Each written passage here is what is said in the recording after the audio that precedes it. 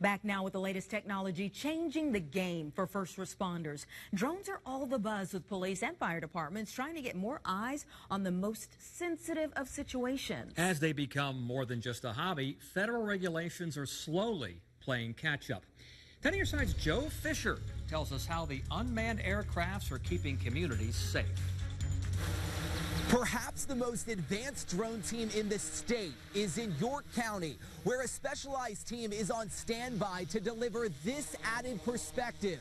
Officials hope seeing the drones in action will win over even the skeptics. And this is the latest and greatest thing. They call it Rover 1. And it's essentially dispatched no different than a fire truck or an ambulance to wherever the incident would be. A command center for the newest tool in York County's arsenal. This is the DJI Matrice M600. It's an advanced drone that's helping first responders get to places faster. We can cover so much area quickly. From a vantage point that allows investigators to develop a better plan. But looking down, you can see the scope, the entire scope of the situation. The idea took flight about a year ago when the York-Poquoson Sheriff's Office and York County Fire and Life Safety joined forces. A 12-person team, 6 deputies, 6 firefighters, learned the ropes with 2 smaller drones and quickly realized the power of having eyes in the sky.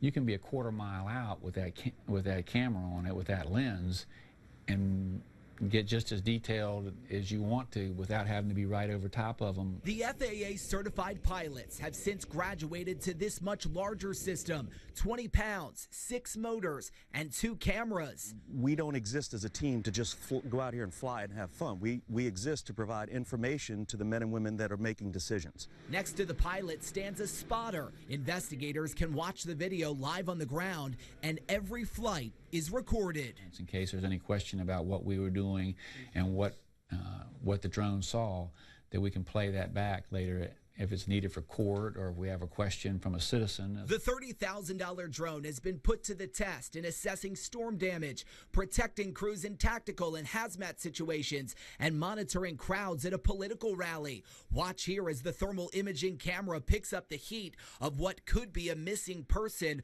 walking through a heavily wooded area. The setup so sophisticated, the team has been deployed around the Commonwealth by the Virginia Department of Emergency Management. The more calls we go on, the more incidents that we respond to, just makes us stronger, it makes us better. The program in York County has been so successful, there's already talks of expanding, getting more first responders trained to fly, and adding smaller drones just like these to the back of patrol cars to be able to deploy in a matter of minutes.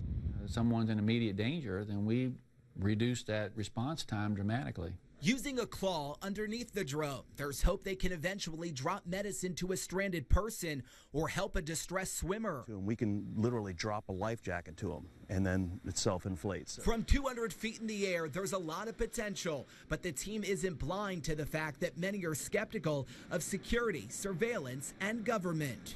When some folks hear drones, they think of blowing things up and spying on people from, in other countries. That's obviously not what we're about. We're about public safety. Investigators are not ruling out using drones in executing high-stakes search warrants, but they won't use them to surveil homes. The drone can't be put any place that I couldn't be as a law enforcement officer without that search warrant. A program that's leading the pack in keeping the public and first responders safe. Being able to have that perspective from, the sky down is tremendous. The FAA predicts commercial drone sales will go up 450% by 2020. Each of the 7 cities tell us they're interested in drones just like these for policing and firefighting. But in Virginia Beach, the program is already in the works. I'm Joe Fisher, 10 on your side.